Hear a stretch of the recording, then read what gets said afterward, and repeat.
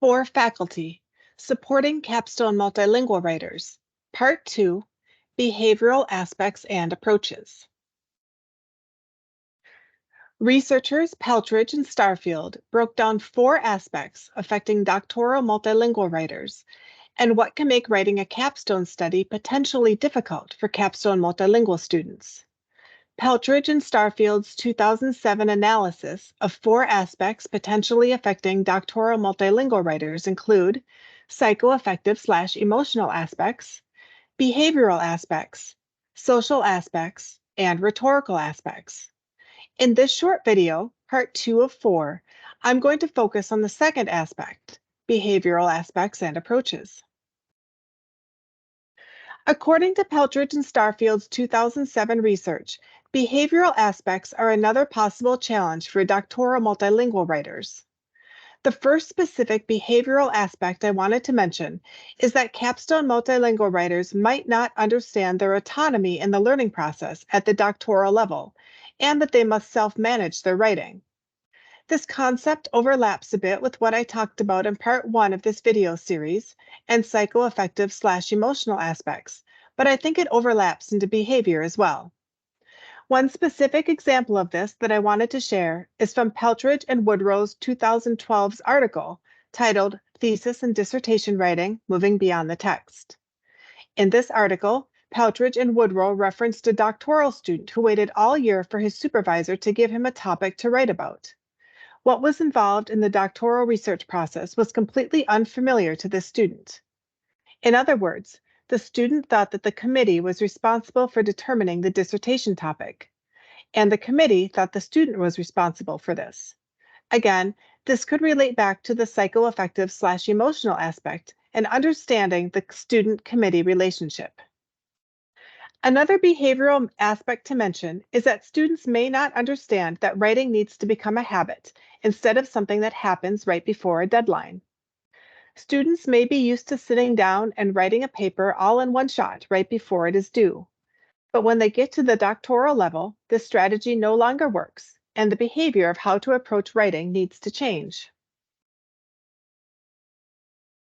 An additional aspect that Biggs et al. Explained is that second language writers may spend too much time on the mechanics of writing, that is, grammatical structures, rather than on generating meaning at a higher level and then organizing it into sentences and then finding the appropriate words. In other words, doctoral multilingual writers might find themselves getting bogged down in sentence-level grammar instead of beginning with higher-order organizational or developmental strategies first, and then working out the sentence-level stuff later. So how can we help doctoral multilingual writers overcome these possible behavioral aspects? First, I think it's important to be aware of possible different cultural expectations of the student-committee relationship and to address these explicitly with doctoral multilingual writers. This idea once again overlaps a bit with what I discussed in part 1 of this video series on psychoaffective/emotional aspects.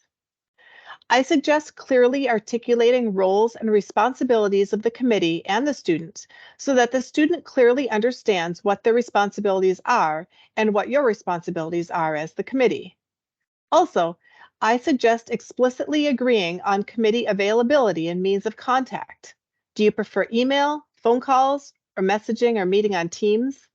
Are there certain days of a week or certain times a day when it's best to connect? Make sure that these are explicitly decided on. Related to this, I think it's important to agree on a timetable. So, for instance, how long does each person have to respond to each other? Like, after you send an email, how long does a student have to respond, and vice versa? Of course, some of this is determined by Walden rules, but this may also mean setting internal deadlines, like when will an outline be due, when will a draft of each chapter be done, etc.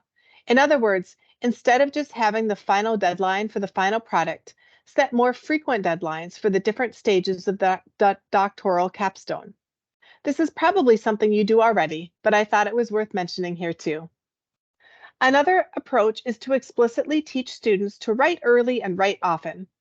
I often included this language on my writing assignments when I was teaching writing full-time before coming to Walden.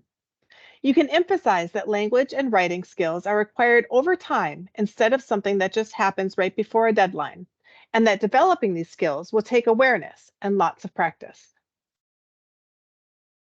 Another idea related to write early and write often is to introduce students to writing as an iterative process.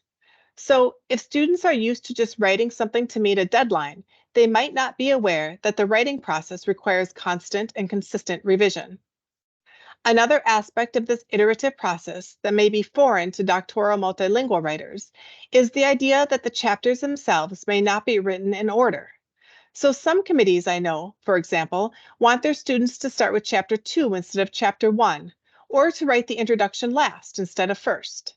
And then, even once a chapter is completed, I think it's important to remind students that this does not mean that it won't be revised again later. I sometimes see this when I do a form and style review, and I'll see chapters 1, 2, and 3 all written in the future, still in proposal form, and chapters 4 and 5 written in the past. Students have sometimes told me that they didn't think they would need to go back and revise the earlier chapters again because they were already approved by the committee. In addition, I think it's important to help students understand that revision is a very time consuming part of the writing process. Just getting the ideas down on paper for the first time is a step, but sometimes, maybe even surprisingly, this is not the most time consuming part. Each section or chapter will need to be revised multiple times. I suggest referring students to the form and style web pages on self editing to help writers through this process. One last approach to help overcome behavioral aspects is to use writing prompts to encourage students to generate text about their topic. This may help the writer to break down the overall product into smaller, more digestible steps and allow them to focus on the higher level skills of development and organization instead of getting bogged down in sentence level grammar, like Biggs et al. Discovered in their research. For more support, I suggest visiting and bookmarking the Faculty Support for Working with Capstone Multilingual Writers page, located on the Office of Research and Doctoral Services website under Form and Style Resources. I've included the URL on this slide. This page contains information on Capstone Multilingual student writing support resources that you can share with your students.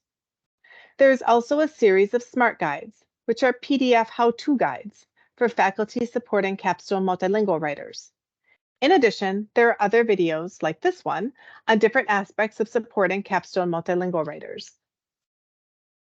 This final slide contains the full references for research that I referenced in this video. This was part 2 of 4, breaking down Peltridge and Starfield's analysis of 4 aspects affecting doctoral multilingual writers. I hope you find this information helpful as you continue to support Capstone multilingual writers at Walden.